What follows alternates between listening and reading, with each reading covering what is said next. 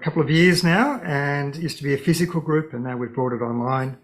And it's really good to be able to share and connect with people around the world and to essentially build a community. So tonight, the topic that I put up for this event was Spirituality 101, and the who, what, where, when, how, all those basic questions. So I'll be a little bit at the mercy of the questions and the discussions that each of you would like to put forward. But I do have some content that I will certainly be sharing as we go along. And I've just got some notes with me. I don't normally use notes for these sessions, but I will tonight for a little while at least, and then I will probably hand over a little bit more to my spiritual guides. Perspective. Most people will only look or consider existence from our physical perspective. And when I say that, I say by using our physical or our outer senses. And it serves a purpose. It certainly helps us navigate our way in this physical world, but it is not necessarily reflective of where we came from and who we were before we actually woke up into consciousness in the world in that we live. Now, but for now, just to begin with, let's just presume that we are just physical beings and nothing other than that, just flesh and blood. So the question would then be, well, if that was the case, how would we therefore say connect on any level that is spiritual? Well, to do that, we would look at the natural world and to connect with the natural world. Now, you could ask yourself the question, how much do you actually connect with the natural world any day in your life?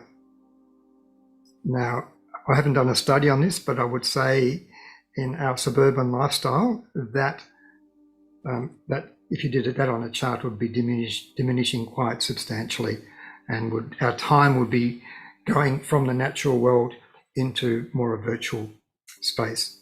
So there's a couple of things that we could do to actually test out whether or not we are spiritual, and this involves some very, very simple things that one could do any day.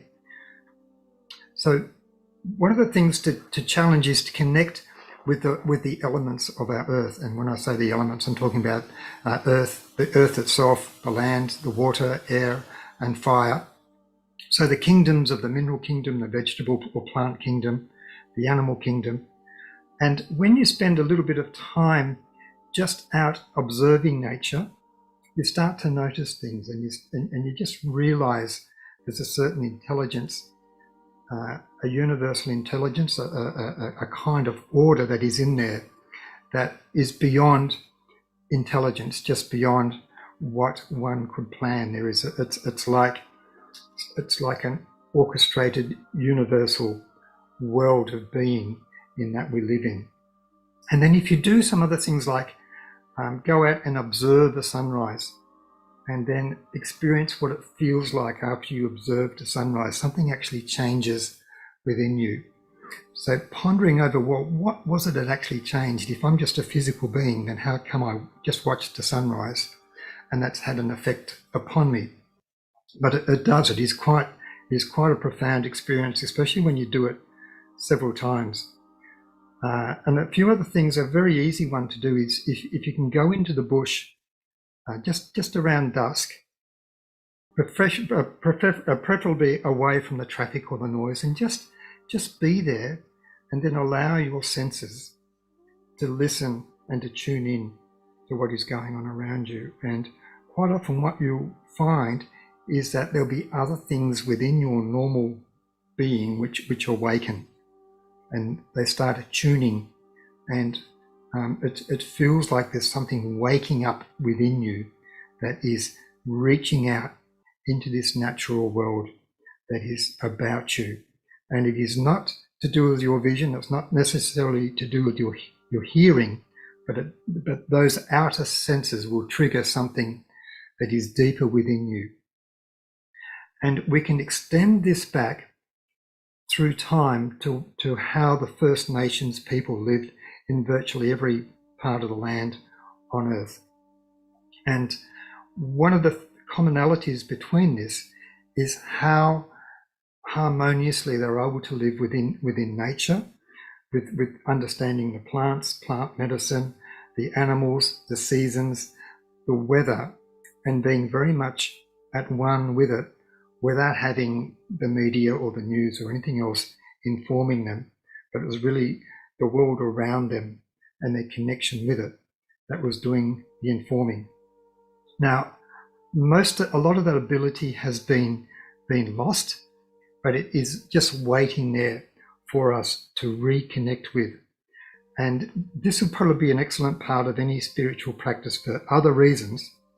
But when you go and do these basic things, and another basic one is to simply go out on a clear night, look at the stars and see what effect it has on your feeling. And it has quite a profound feeling, and it actually takes you somewhere. And some of these things you can't actually intellectualize. You can't bring it into your rational mind. So then the question is evoked, what is it? Because it must be something, it's not physical, it's not necessarily emotional, because you can't quite define the emotion. It's not quite mental or intellectual. There is something else.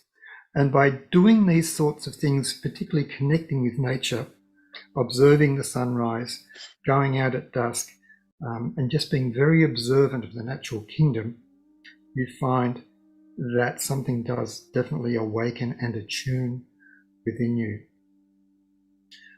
Another experience that I had, and this is before I was really on a spiritual path. I had a brother who was an artist, and one of his things was sculpture. And he was explaining to me one day how a lot of the work that he had the qualities of the indigenous people who lived in this land embedded within his work. And I asked him, well, look, when you start a piece of sculpture, do you have a clear picture of what you're going to turn it into? And sometimes he did, sometimes he didn't. But he said, even if he did, he'd get into the work and then suddenly he'd feel something was guiding him in the direction that wanted him to be guided into. Now, where I'm alluding to here, if you have any artistic endeavor, whether it be painting, sculpture, music, or whatever, that in itself opens up the doors to imagination, to creativity, and then to something even higher than that as well. And another example of this in terms of music and creativity is the Rolling Stones guitarist Keith Richards. And they asked him, oh, look, Keith, how did you manage to write all those songs back in the early 70s? And he said, well, I didn't actually. He said, all I had to do was just put up the antenna and they were already there, and I just brought them down. And that's what he said. Now, he probably had a bit of help with putting the antenna up, with his lifestyle and the things he did, but the fact is that was his experience of it, that was already up there, and he just tapped into it and brought it down. So just on that physical level, there are things around us that can just wake us up a little bit to there's a little bit more out there than just pure physicality. And the other thing that I will touch on here as well is also what happens when we were asleep. I haven't got notes on this, but when we're asleep, we can have quite vivid dreams, and sometimes the dreams can be a little bit more than just the sorting out of what has happened to us with our nervous systems during the day. We can sometimes get quite strong visualizations, and often things that actually come to be, or the symbolic of things in our life. So when those things happen to us, we start to ask the question again, well, who are we and what are we? Are we just physical beings, or are we something much, much higher than that? Okay. Now, what I would like just to share with you, just to break the vibe here a little, has anyone here had anything occur to them in their life that has given them a spiritual tap on the shoulder or a wake-up call, or a realization that, hey, maybe life's a bit different. So, Nikki, I'd love to hear from you. I used to be a community occupational therapist, and I'd be sitting with clients, and we would have to take down, history and lots of information. And as I was writing out the information, what I realized was I was talking. It was like I was there, but I wasn't there. I was talking. I was writing all this information down. What I found was actually the client hadn't actually told me any of this. And I was saying, right, you have a house with 3 bedrooms, and your conditions are blah blah blah blah blah blah blah, and you're having difficulties with blah blah blah. And then I suddenly remembered, oh my golly, I should be asking the client this. I said, am I so wrong? And she said, no, you're absolutely spot on. And then I started seeing auras. And when I saw black auras going around a client's body, within the week, they were dying. And I would be saying to my supervisor, look, I know this client is a brand new client. We need to get the equipment in, as in tomorrow. And with social services, they would say, no, it's a 5-day delivery. And I'm like, it will be too late. And they said, what evidence have you got to bring that forward? And I had no clinical evidence to bring that forward. And I couldn't say, because, look, I've seen this black line going around this person and I'm really worried, and they need it straight away. And within the week, unfortunately, they would be dead. And the client's wife would be phoning up and said, look, the equipment arrived on the day he died, and I need you to take it all back because it's all too late. So I was having all of those types of experiences and thinking, why am I having all these experiences? I think the answer to that is because you can make a difference. That's one way I can look at it. Now, you may not be listened to straight away, but yeah, you've clearly got a gift. Daryl?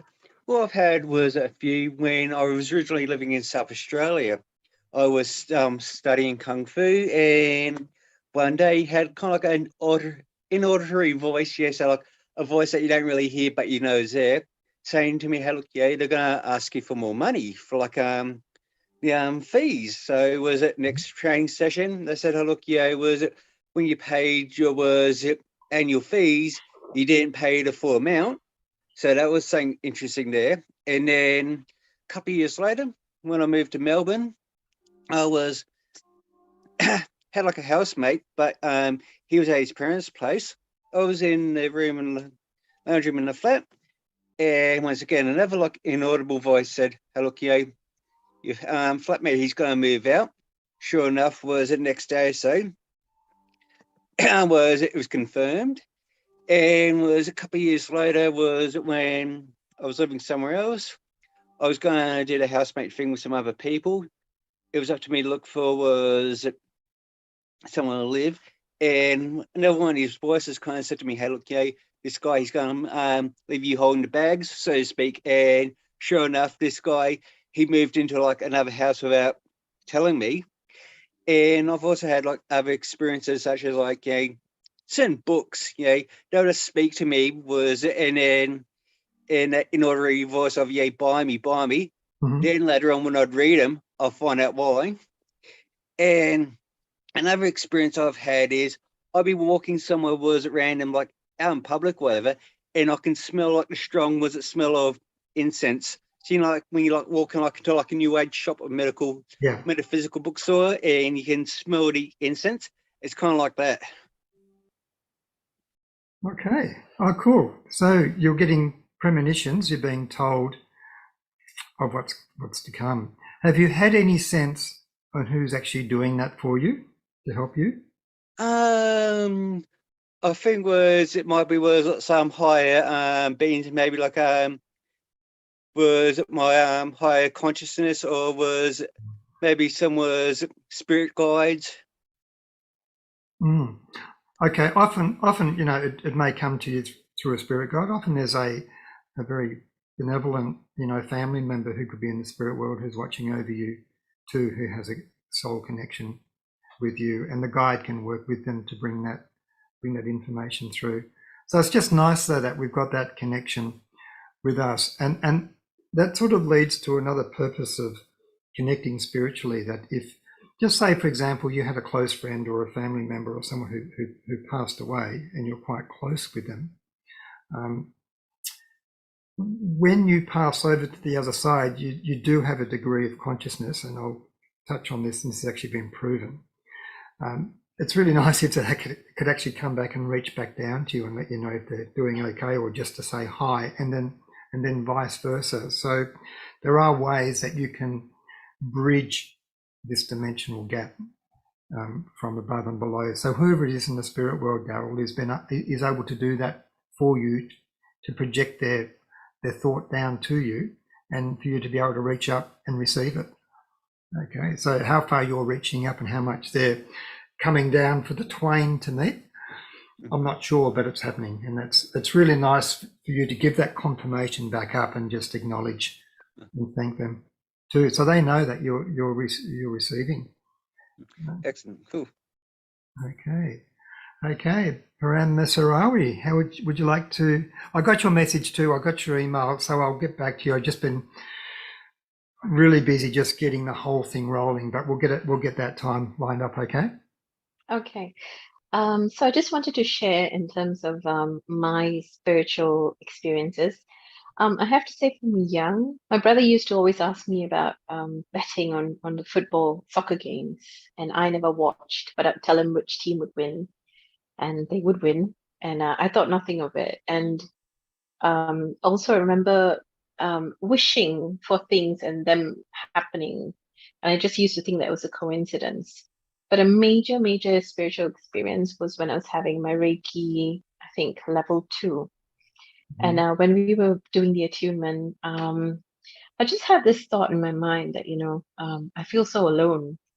And that's when I heard this voice, a really deep voice saying, "You are never alone. I'm always with you." And I just had this flood of outburst. I didn't know who it was. But, I just felt that love. And that was one of the first major spiritual experiences I had, that just, I just wanted to find out what it was all about and how can I be more attuned or in tune with it. Over the years, I've had a couple of experiences with the Hindu deities. They seem to pop in sometimes to have conversations, or just to come and smile and just give love. And but it's not, it always seems to coincide with a special day on the Hindu calendar that I'm not aware of, because I'll Google it once it happens. But I also get guidance and messages, and I know that when I meditate, when I call upon my ancestors, I feel the presence, but I don't have a name, or I don't know who it is that comes down to guide or be with me. At certain points, I can communicate with the other side, especially when some have not passed into the light but are wondering about, or some who've recently died. I've tried that. They've come through, and it's always been about how they're doing, and whether, if it's a sudden death, whether they're suffering. And it's always been positive. Like, the person who's asking the question is quite happy with the answers. And it's a good experience. Like, there's no negativity there. Also, when I was doing a bit of Buddhist meditation, I had this conversation with this girl who was just telling me that she had problems with a helper. And she didn't understand why, but I could tell her what was happening with a helper. Like, she had a boyfriend, she's getting married, and that's why she was leaving. And she had no idea. And I don't know where I pulled that from, because I didn't know that person at all. So I've had these experiences where I feel like there's something more beyond. But I guess what I find frustrated is I don't know how to fine tune it, or how to pull it out when I feel like it, and not just accept it when it happens. Okay, good point. And one of the other key points, and this is one of the things that initially got me on the pathway, is that I had a natural curiosity in why we are here and what are we meant to be doing. had some loss in our family, and I often wonder, well, how come they got taken and I'm still here? So why am I here? But often when I ask the question in conversation to friends, it was like the shutter doors just came down, and it was almost like a taboo subject. So to find the answers and to understand what this is all about, it was a very difficult thing. And I had some other challenges in my professional life with, corrupt boss and so forth I had to deal with. And through meditation and this vibe that you mentioned, that you feel the love from your spiritual guides or your ancestors. And what that love is, I've got the chills now, so I'm confirming, it's food for our soul. And one of the main points I was going to get on right at the end of tonight, but I'll prelude it now, is that if you've got food for the soul and the soul is in reasonably good shape, is that your spirit, which is a separate aspect of you, has more freedom for you to be your true, authentic self, to lead a very deep, purposeful and effective life. Okay. But if your soul is compromised, whether it is through trauma or sadness or upset or whatever, it's like your whole vibrational frequency drops down, and that diminishes the capacity of the spirit, your high spirit, to express and manifest and to bring through, what it is most capable of doing in this life. Okay, so I'll come back to that theme, and you're also welcome to ask questions on this as we go too, but I've got Lisa with her hand up. So Lisa. And bottom left of screen, there we go. So I just wanted to ask about that soul being separate to spirit. Mm-hmm. Can you please explain that a little bit more? Because I always kind of thought the soul and the spirit were kind of the same thing. Okay. Look, they're very, very closely, there's a very close connection between it, just as there is a very close connection between our emotions and our physical being as well. And it's just as we are physically composed of the elements of earth, air, water, and fire. So our soul and spirit can be sort of identified or looked at in slightly different terms. Now I will oversimplify this for you to give you a clear picture. But let's just say, for example, that you were a scuba diver and you wanted to go down and explore and study the depths of the ocean. So you would have to put on your scuba gear and the whole thing and go down and then do your work. Now you couldn't do it without the scuba equipment, without that particular vessel. Now, the distinction here is that your actual spirit is an aspect, or it is part of the divine. It is part of the great divine. It is, in Christian terms, and this is where Jesus got himself in a lot of trouble with the authorities, that he was proclaimed as the Son of God. And someone actually asked him, well, is this true what people say? You're actually the Son of God? And he said, well, yes, but as many stars as there are in the sky are as many sons of God as there will be on this earth, and a lot of them would actually come and do greater things than what I'm able to do. So the point here is that we've all got this aspect of divinity that is within us. It is like the God molecule, or whatever that term is that they put on. We've got this within us. But the degree to which that can work, manifest, experience itself, and essentially, on one level, in a Christian level, build heaven as it is, build earth as it is in heaven, to raise the vibrational frequency of consciousness on earth, depends on the condition of your soul aspect.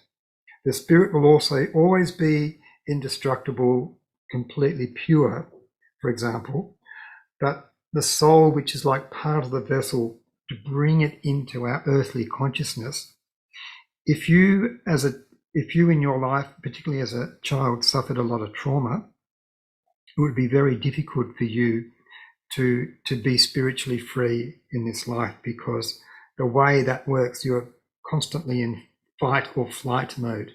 You're not really in the mode where you can express your creativity and do all those other things. You're just in fight or flight, and that reduces the capacity for you to be what you were truly capable of doing, that capacity to be truly free spiritually.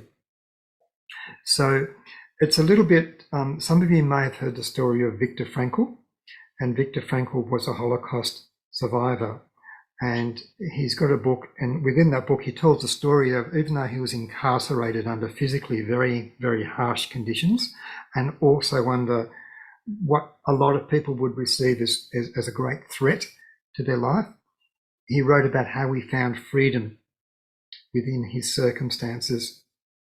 So where most of us would express great anxiety and fear, and that would in turn affect our mental health and eventually our physical health, he was actually able to prosper on some level. So he had a certain condition within his soul, a preparation within his soul, that his spirit could still be free and still be prosper, and then live to tell this story.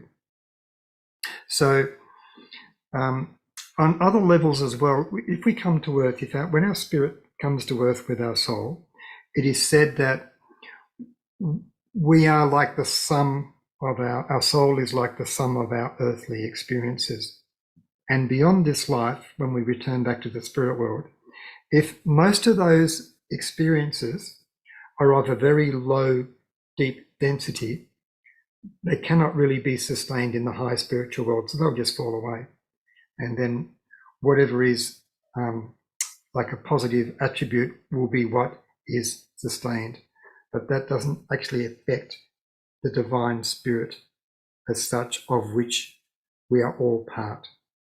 Okay, and this comes back to this whole thing of quantum mechanics and string theory, that we are really all connected by this God particle. As you know, there's other terms for it, but there is this connection that we have that cannot be renounced as such. So basically, in quantum mechanics, if you put two atoms together and then you separate it and send them as far apart as you can, if you do something to one of them, there is a corresponding response in the other one, even though there is no longer any physical connection between them. So this is where we go from, say, going back into ancient times with the spiritual connection that we had in the land, to the myths and legends that we hear of the ancestors of our indigenous people being from the stars, to now looking into quantum mechanics, which is really suggesting, science is now suggesting to us, or revealing to us, that there is a bit more to this than just myths and legends. There is something of a very deep, profound, at the moment, a mystical level that even the quantum mechanics, the scientists can't quite express in scientific words, but somehow many of them know deep down what it is. To the degree that Max Planck, who was the grandfather of physics, met Albert Einstein when Einstein was a young man at a conference. And Max pulled Albert aside and said to him, "Do you know what the single biggest variable is in a laboratory experiment that you've been working with?" And Albert went through all these different things, and Max said, no. The single biggest variable is what is in your mind. And Albert didn't believe that, but then he went and found out that that was true. And then that's been, if anyone wants to YouTube Dr. Emoto and look at the rice test and the water test, you can actually see it for yourself, the power of the mind over matter. And that's a little sign of the potential power we have as human beings to have dominion over this physical earth. Now that's a few steps perhaps removed from where we are, but it just indicates a power, potential power that we have as spiritual beings here on earth. Ginty, I'll take a breath. And thank you. Really, really interesting points for me there that you raised. I just had a question just to go back to trauma in the childhood, and you mentioned if that could reduce your capacity to be truly free spiritually. How can you overcome this if you are kind of aware of those things and you are open-minded and curious, I guess how I am? What can you do to overcome that, to hopefully achieve that freedom within spirituality within yourself? Okay, well, one example I can give of this, because I'm a school teacher and I had a child who was extremely traumatized, and to the point that he was in such fight mode and such flight mode that he was actually quite, what was an occupational health and safety issue to actually be in a classroom with him and say 30 other children, because, throwing scissors and this kind of thing with no. But the point is, if with him generally, if there was nothing that took him into fight or flight mode, he could operate on a fairly even keel, okay? And it's only when the trauma is triggered that it becomes a potentially big issue in the way that would ordinarily operate. Say, and I'll take myself for example, I've got certain traumas from my early childhood, some that I'm aware of and some that I'm not so aware of, but I'm sort of been dealing with them in different ways. And the more that I deal with them and clear them, the less I get triggered, particularly in relationships or in professional situations, that I can then express myself more freely, more articulately, and not being in a space of, say, fear or anxiety and wondering what will happen if I speak the truth. And some of those traumas can actually be from past lives as well, because I know I've had my head removed in past lives for speaking the truth, and I know that I still carry some of that with me in this life. But I've dealt with it through Liz Vincent, who's a hypnotherapist in London, who I think is fantastic, and we've also got Karen here, who's a theta healer, who I know has dealt very effectively on this level as well. Karen, do you want to say anything on that while we're on topic? Yeah, sure. Most of the work I do is actually in relation to trauma, and a lot of us go through trauma whether we realise it or not. It can be anything from family relationships where before the age of 8, we don't have a rationalising mind. So therefore, whatever happens, we can only interpret to the best of our abilities. So therefore, we have a situation where, say, for example, your brother jumps out at you and every time you walk past a cupboard, and then all of a sudden you develop this fear of unexpected things. And because we can't rationalise that this is just my brother playing a trick on me. And it can also happen, even if we have a perfect family situation, it can also happen in a schoolyard situation where we're bullied or something like that. So it's quite rare to find someone who hasn't been traumatised in some way, that even if they've suppressed it, they will find that later on, when they're an adult, perhaps something happens, they feel triggered, and consequently they react in a way that they wouldn't normally react. And they're often, but to them it's real. It's like, how dare you speak to me this way, or how dare you do this? Whereas the other party could be sitting there saying, I didn't intentionally hurt you, or I didn't mean to do anything. So Roger's exactly right in what he says. It's not something that can be, where there's things that we're aware of that have caused us trauma, and there's things we're unaware of. And those unaware things sit in our subconscious and also in our blind spots. And it's a matter of just having to work with someone or sit with things yourself to be able to go, I'm acting in a quite irrational way right now because of this circumstance. What's really going on here? Because it's never what you actually think is going on. So the thing is, there is a lot of, for us to be our authentic selves, we have to get out of that fight and flight mode, and we have to get out of, because the other thing is also fawning or freezing, and we cannot be in the flow of who we really are and who our authentic selves are, and be in the flow of the universe if we're constantly in a triggered situation of fight, flight, freeze or fawn. So it is very important to deal with those things as they come up, and get help if you need extra help. And what I found with that too, Karen, is that I had a reasonably extended period of time when I was teaching and I was going into my job, and there'd be a certain underlying level of anxiety, even on the way.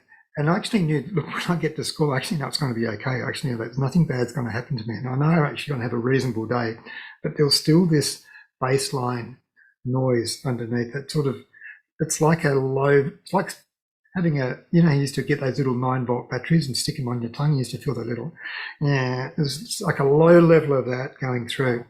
Now I could go in and function and do a very, very good job of it.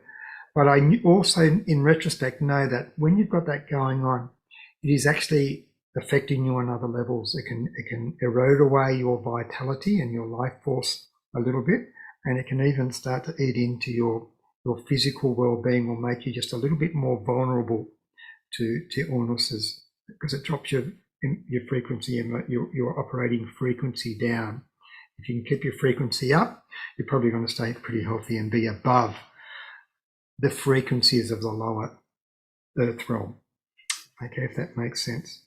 Yeah, and a lot of people have reported to me too that if they don't feel it the way you're just describing, they're in a more advanced stage where the life force has started to drain or be not as charged, and they feel so tired.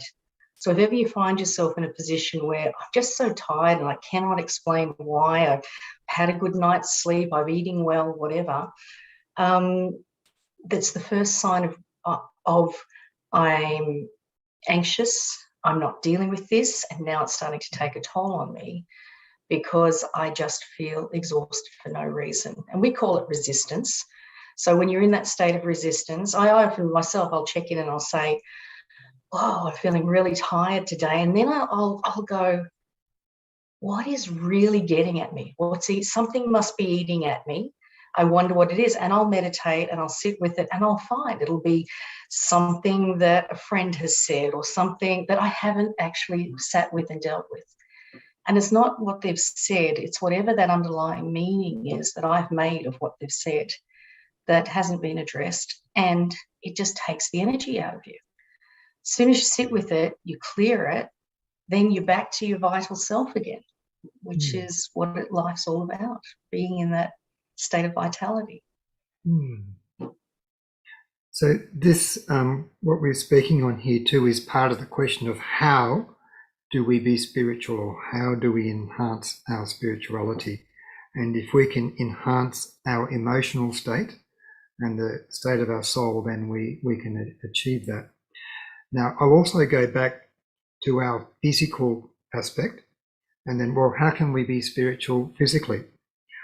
Well, given what we know from quantum mechanics and even Dr. Emoto's very simple experiment on projecting emotions and mental thoughts onto food and water and rice, this kind of thing, consider the food that you consume into your body.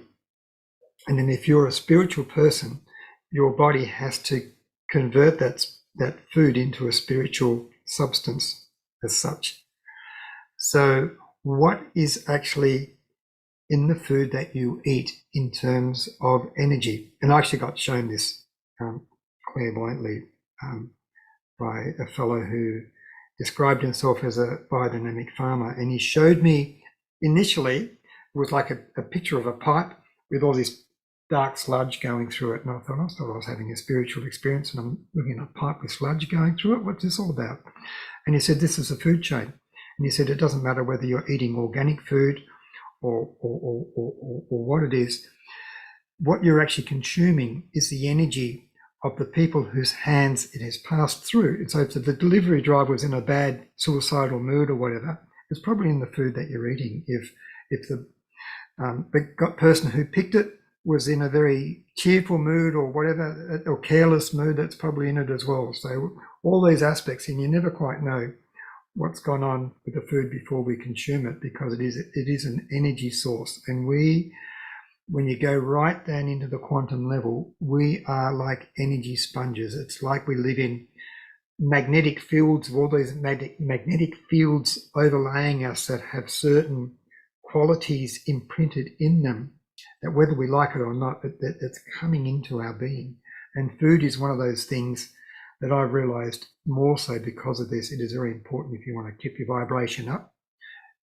Beware of, well, initially the quality of your food, whether it's organic or otherwise, does have an aspect in it. If I'm a vegetarian, but for example, if I ate meat, I would try and eat from a meat source where the animal was well cared for and didn't, for example, when it gave itself to be, for the food source, when it was time to be slaughtered, it was slaughtered in a very humane kind of way, if I can use that term, where there wasn't fear put into the beast.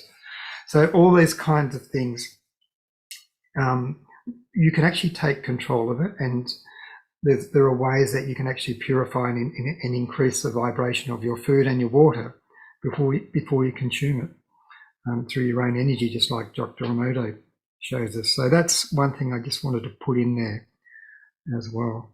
Talking about how our spiritual people can be present with us sometimes, but not all the times, and how we can build that connection. Well, just as it is, our own vibration goes up and down, and it can be a bit of a stretch for us to go up and hold ourselves up there.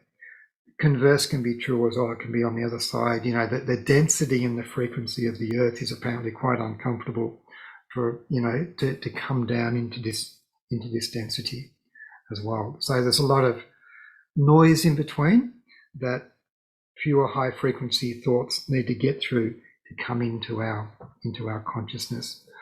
Okay, so, but the more we work on our frequency and our own spirituality, the easier it is to access what we need to access. But we don't need a 24/7 conversation with a spiritual guardian. We've got our own source of power and our own sense of purpose and attunement that we can trust quite a bit. But the love and the connection is there when we need it, I must say. Okay, so I'll get everyone to close their eyes for a moment, and we will just experience a couple of very, very simple things. So I'll just get everyone to just start with your feet, and just tighten all the muscles in your toes and feet, and then let it go. Then you could just do the same with the other muscles in your legs, your calves and your thigh muscles, and even squeezing your knees together very tensely, just feeling the pressure, then let it go. And then same with your fists and your hands and your fingers, squeeze them tight and let them go. And just relax all that for a moment. We're going to do another bit in a moment. But two things came into play there. Now, right now, just be aware of the weight of your body. Can you feel your body upon the floor? Can you feel your body upon your seat? And now just say with your shoulders, tense up your shoulders as hard as you can. What actually tenses them? And let it go. What actually happened then? Something went from your mind into your shoulder. It was like an invisible transference, but something happened for that to occur. Now your body, your physical body by itself is just that. It is pretty much on the surface of it, a lifeless, inert substance. And the moment that you you pass away, or even if you go into a deep sleep, your body is almost inert and you have effectively very, very little or no control, conscious control over it. But then while we're alive here, just rest your mind for a moment and just consider all the processes that are happening in your body right now to keep you alive. How many of them are actually thinking about?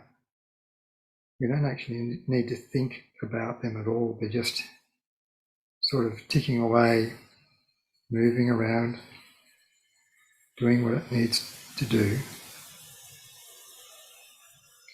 And then just contemplate for a moment this inert substance of earth, of water and air and I guess warmth.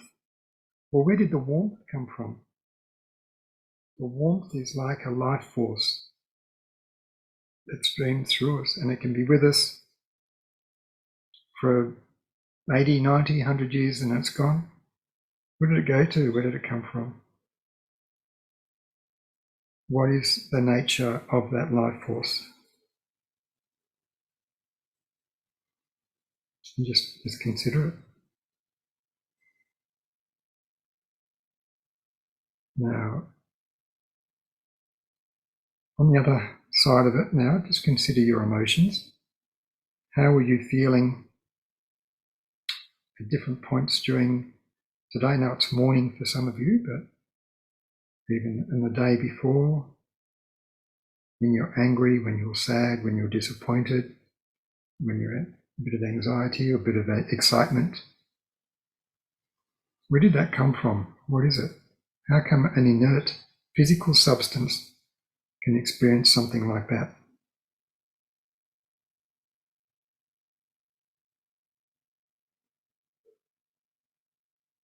Okay. Any of you play the piano or a musical instrument? Okay. When you first played that musical instrument, there's something in your head. Whereabouts in your body are you when you think? Whereabouts in your body is it that you're at? Can you find the point in your body where you seem to be? Now, if you're going to play an instrument, you have to somehow transfer the consciousness from that point that is in the middle of your head somewhere, perhaps down to your fingertips. And at first, when you're trying to play piano or a guitar or a saxophone or anything for the very, very first time, it's like your fingers have no intelligence. It's like, unless you're a very gifted Mozart or someone like that, it is very awkward to do. And this might go on for a period of time. But then as the years pass, someone could walk in the room, you could have a conversation with them, and your fingers could be just going away playing beautiful, beautiful music. Where did that come from? Whereabouts in your body resides that intelligence? Because something else is occurring, and what you have done is that your spirit, essentially your spirit, which has come down and is present in the top of your head, has exerted its will, it has exerted its intelligence, and has essentially trained and given intelligence into your life body, into your etheric body, and your etheric body has remembered it and has absorbed it, and it can now play certain pieces almost of their own accord because of the effort of your spirit through your mind, through your body, where you have created something essentially in another realm from above.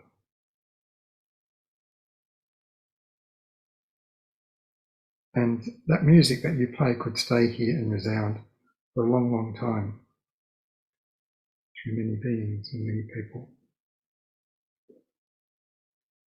So just sort of have that little sense with you a moment. Now, we're aware of where your body sits. You're aware of your hands, where they are right now. And you're also aware of your breath. So as you breathe in, I just want you to track the breath through your nostrils and see how far you can trace it.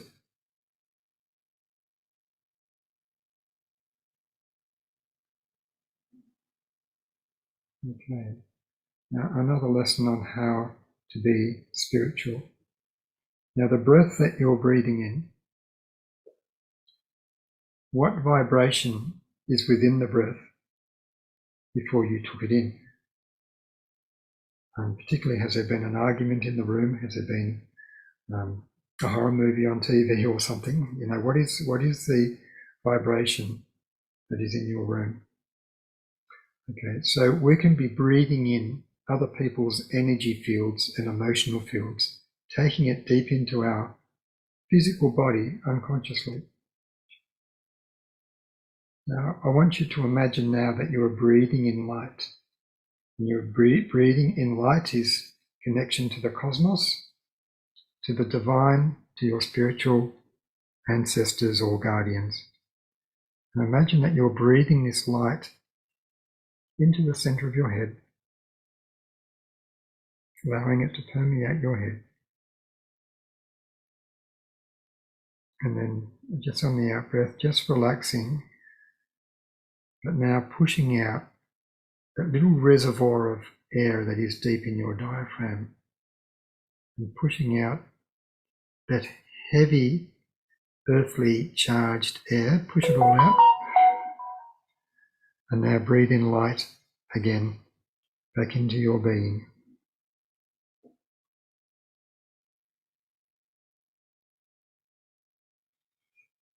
And if you can exert the power of your mental ability, even upon the air in which you breathe, it is possible to change your vibration and your spiritual capacities. And if you're a little bit unsure about this, you can Google up later on heart math. There's heartmath.com, and there is research that is done on measuring the vibrationary field of your heart, and indeed the love forces that are around you. So this is quite measurable now, and it's quite an extensive field that we walk through. So next time you walk through a shopping centre or you're on a train or a bus, after you've looked at this information, you realise that you could be sitting in quite a mixture of fields. So another little step in terms of being spiritual is, do you want to make a change to Earth? Do you want to bring something good to humanity? Now, if you do, you can essentially, over a gradual period of time, charge yourself spiritually and go and sit on that bus and make a difference. You don't have to say anything to anyone, but you can bring this field that the heart math people have measured, and you can go and take that out into the world and make a difference. And there are more and more people waking up to this and making change. And I've got the chills right through me, so I know what I'm saying is quite true. This wasn't in my notes, by the way, today, but it's just a very powerful message for each of you. And even doing a simple exercise like that is that you are changing the energy field around you. And as you change the energy field around you, and we'll do one more step on this, imagine a couple of meters around you, and it should actually be your whole house or your whole room. Let's just do a meter or two around you.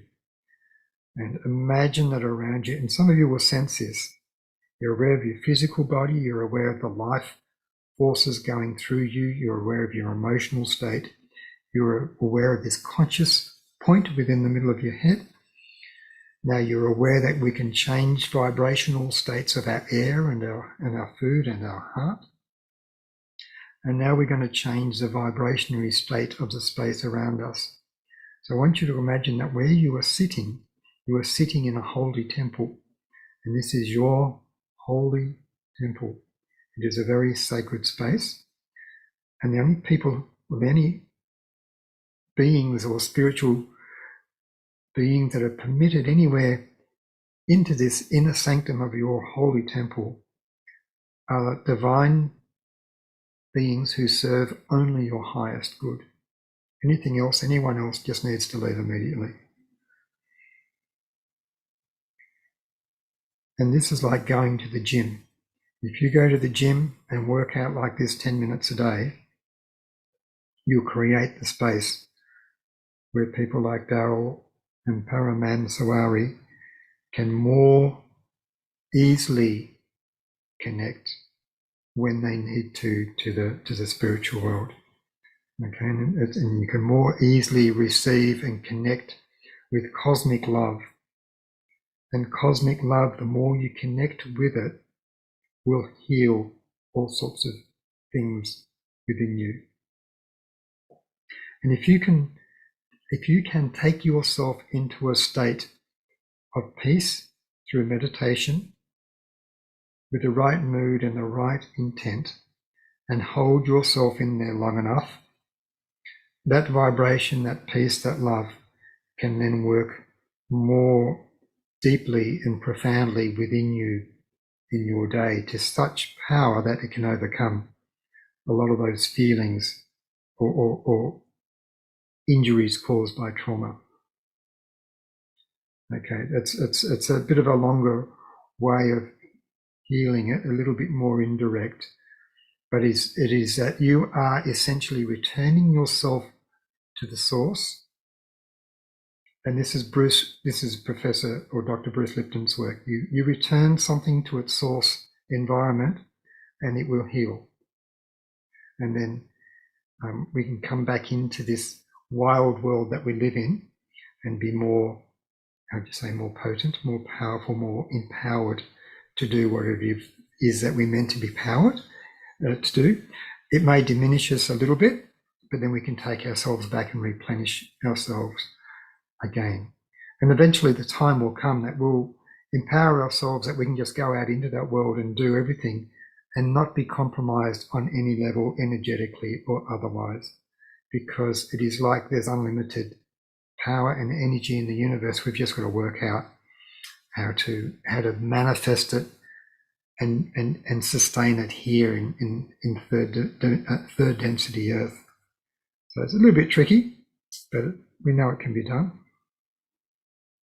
And this is going back to the question that was asked about the spirit and the soul, is that the spirit can do all these sorts of things. We just got to help and provide the conditions for it to do it more easily and more readily and for longer. So preparing the soul and the environment for the spirit to be that strong. Because just as we talk about the divine spirit, there are other spirits of other frequencies, particularly here on Earth where there is lower frequencies, that can, a little bit like jam a radio signal as such.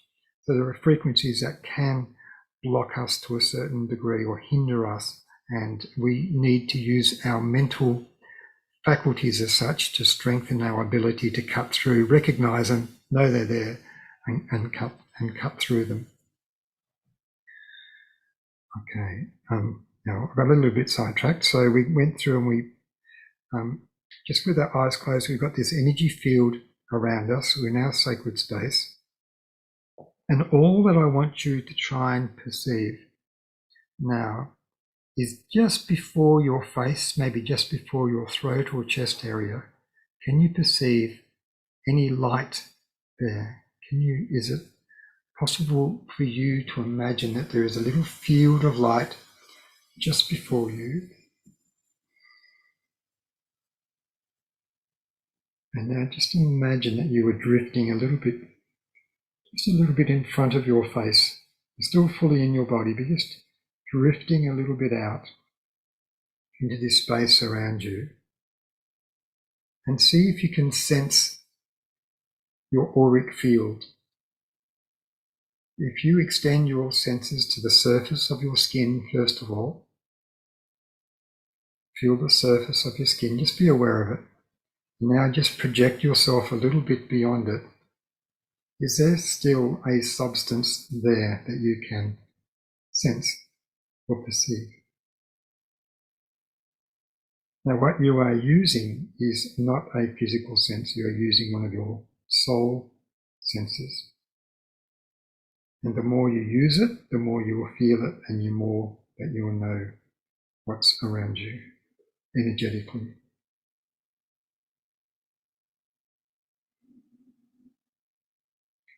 They've also known, we also know through a number of sources, but particularly through the work of Dr. Joe Dispenza, the effect of being in a meditative state for 10 minutes. You can do 10 minutes. Things really happen, particularly from 7 minutes, but if you can stay in for a minimum of 10 minutes, you can bring about quite a change. So if you're brand new to spirituality, just set yourself a target of 10 minutes. Try and get there. There are different exercises that we do on here most weeks to help you stay in for 10 minutes and build up that kind of stamina, if you'd like to use that word. So it's just like training for a marathon, I guess, or training for a swimming race, that you just gradually build yourself up over time.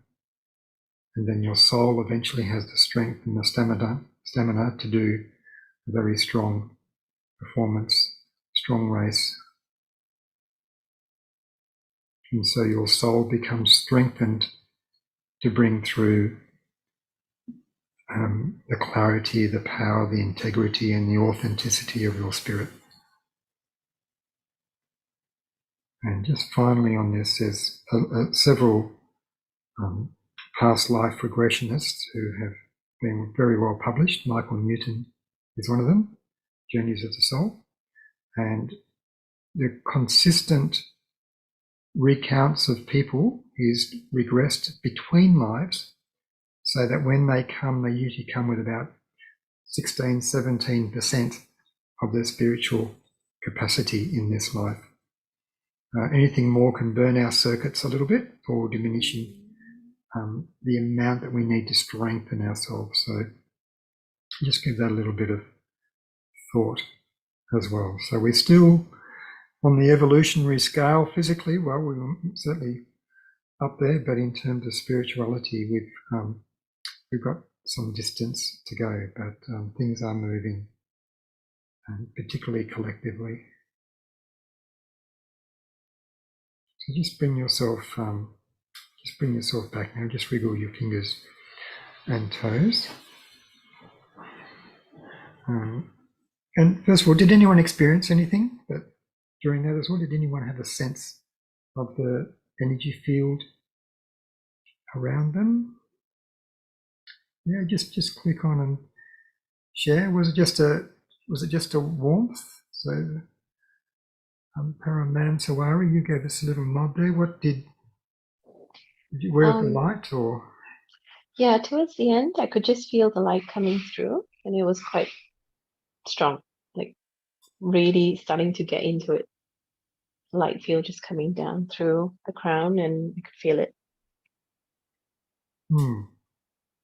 Okay, so you've heard the term there, the crown, which is easily one of our main chakra centers. So we have these doorways or these portals referred to as chakras, and these are like the portals of different aspects of our consciousness, and like gateways through which different aspects of our being or the spirit can be more present within us. So one of the things that we do regularly, just about in every session, is I do a chakra meditation, which is really invoking the opening of these portals.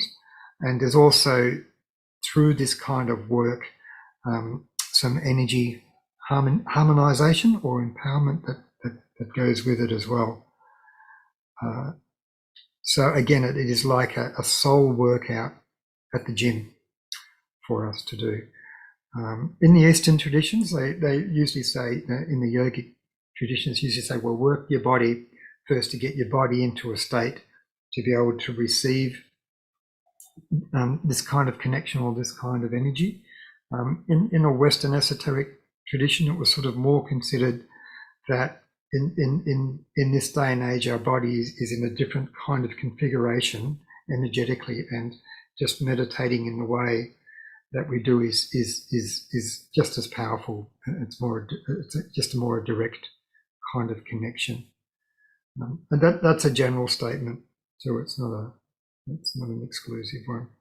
But it's just something that I've experienced myself, and I've tested. I've often asked the question myself, Spirit, look, do I need to go and do some yoga or whatever? I had it muscle tested, and the answer's no, you don't really need to do that at all.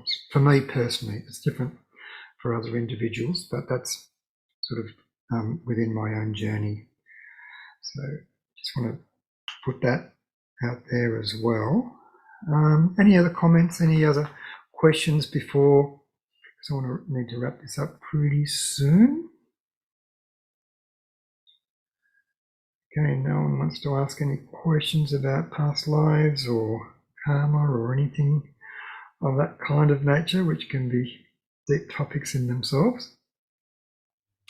Okay, but what we generally do anyway, in the sessions that we have,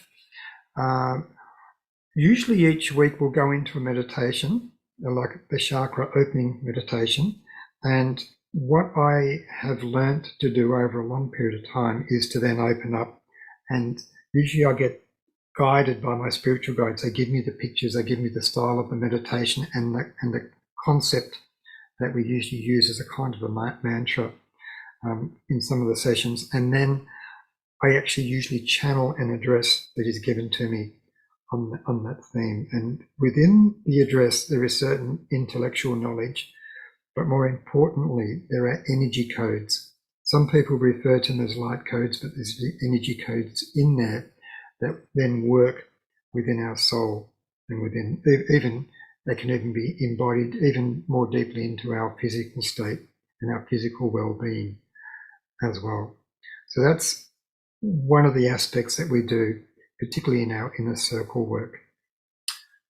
Lisa, is there something you'd like to contribute there? I don't know if it's contributing anything at all. Oh, okay. but I just wanted to ask, because like I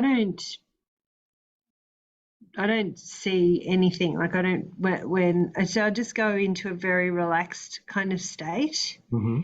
And so the last two after the session last week, the next day at work, I felt very focused. I felt like I could really focus really well. Mm-hmm. But my time management was like horrible. I struggle with time management anyway. Yeah. And it just felt like I was able to be just so present and so focused that I was really like, that was a real, like, impossible, like just not do it very well at all. Right. And I'm just wondering, is that like a normal thing? Like, does that get better the more you meditate, or is there? Okay. What I think may have happened there, Lisa, and you can just be a little bit mindful of this too, is to essentially reground yourself after a session like that too. And I do that in different ways. Sometimes I'll just go outside and walk in bare feet on the grass because I can here. It's very easy for me to do that. If you're in the middle of London, may not be in the middle of winter. It's you can't really do it. But even just doing something, even walking quite vigorously to sort of really bring yourself back in your body, back into the denser aspect of our our being. It's essentially, we've gone from a very free, spacious mode of being to suddenly you've got to bring it back and be pinpoint, laser specific on with our jobs, down to that, particularly if you're working auditing or something like that, you got to account for every 15-minute block or whatever it is. So you have to bring yourself back into this very physical aspect of your consciousness rather than in this dreamy, happy, harmonious one. So learning to change channels and bringing yourself back. Even just clapping your hands or doing something vigorous like that to bring your awareness back into your body. I'm not sure if anyone's got any other suggestions on that, but there's a couple of little breathing techniques that I'm aware of other people do too, to really reground themselves. But at least you're in a good mood. Maybe your boss wasn't. Maybe you gave him some of a good mood. Yeah. The clients kind of turn up every hour. They come and then they go, and then so it's like. Oh, okay. So, do you think that you were a bit floaty, but in a nice kind of way? You just couldn't quite. That's how I live my life. I'm just like always floaty. Oh well, we took you a bit more up there. That's a bit like me, Yeah, I can tell you stories about my being a bit of an airhead sometimes, but it is what it is. Okay. Lisa, for the grounding yourself through breath work, it's just purely in through the nose, hold, out through the nose, and that actually grounds you from a breathing perspective, no matter where you are. And it actually, the more grounded you are, the easier it is for time management, because you actually then start to be in charge of your time rather than time controlling you, simply because you're in the flow of what needs to go on. So I have to do that sometimes several times a day, particularly when I start spacing out, and then I'll go, breathe, Karen, just breathe. I breathe, and then everything else seems to just fall into place, and I get attuned, and then I can really focus. And then when I lose it again a couple of hours later, I just breathe again and it all comes back into place. So maybe try something like that. Oh, thank you. That's so reassuring to know that I'm not the only one that experiences that. You're not the only one. You're not the only one. And the important thing is in through the nose and out through the nose, because it calms down our nervous system more effectively than in through the nose and out through the mouth. Okay. So just specifically when you want to calm your nervous system down, that actually helps us take charge of time, and then we can get on and focus with what we need to do. Okay, great. Thank you so much. No problem. I was just going to say, I always find it quite soothing mimicking the rhythm of waves through your breath, because that rhythm calms your nervous system down as well. So if you can imagine when we were babies and we were like rocked side to side, that's like a rhythm, and it has like a soothing effect of, again, what you mentioned, Roger, about the patterns and cycles of nature. So if we mimic that through our bodies, because we're like 70% water, that also really helps to just ground, because then you're just thinking of in, out, rather than I'm thinking, Absolutely. And Paramasawati, same where it comes to intuitive messages as well, like that. If you breathe, you're grounding yourself like that, and you find, I'm clairaudient, and I get messages no matter where I go, no matter what I'm doing. And I find it's because if we calm that nervous system down, we're not in that fight flight, and then we can connect much more readily to spirit and be, guided. So as a daily practice, just do that. Definitely do your meditation, but also do your breathing, and do it in the way I just described. And you will find that things will just flow through all the time. And it serves you so beautifully, even in your own journey, because you know whether you should turn left or whether you should turn right, particularly when challenges arise. Okay. Cool. Okay. So just to finish off, we'll just close our eyes once more, and at first, just a moment Moment of gratitude. First of all, just to yourselves for making the effort to be present here for this session, and some of you may wish to give acknowledgement and a thank you to your guides if you got a bit of a nudge to switch on. But also, I'm also just giving a message of acknowledgement to the great divine spirit and to my own spiritual guides who help me out and keep things flowing for me. So just that moment of gratitude. Now, just in terms of protecting our energy, particularly if you're going out into the big wide world today, you can imagine a protective field of light around you. It can be as fine or as dense as you like. It can be almost like a mirror to bounce off anything that does not serve your highest good.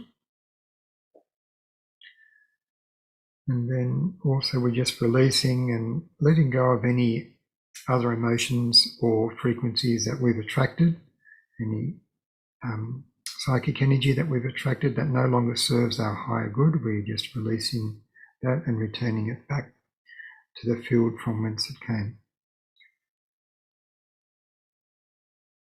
Okay, so everyone have a good week. People down under, I'll probably may see some of you in our Saturday session, which is way in the middle of the night for people in the UK. But we'll be back on here next week. You can check. I've got a number of events that I've been posting up across the Meetup platforms and on my website as well. And also we're just going into our Patreon platform this time as well. So I've been putting those links out on the Meetup site. So find us on Patreon as well. And I'm also putting things through Eventbrite and different places as well. Lots of people out there who just looking for spiritual connection, even just social connection, just to come on here and chat and be together. So we're here for that, mainly for the inner work and the sharing, but all things spiritual to help each other along. So be good to see you again. And any questions, anything, you're always free to send me a message as well. But we'll be back on here in a week. Okay, and people in the UK, we've got our Sunday sessions every fortnight. So it's not this Sunday, but the following Sunday. And Pamela Nadeau, who's a regular on here from London, I think she'll be guiding that one. I'll sort of bookend it, but we've been very, very good hands with Pamela as well. So we'll see you all soon and have a good few days.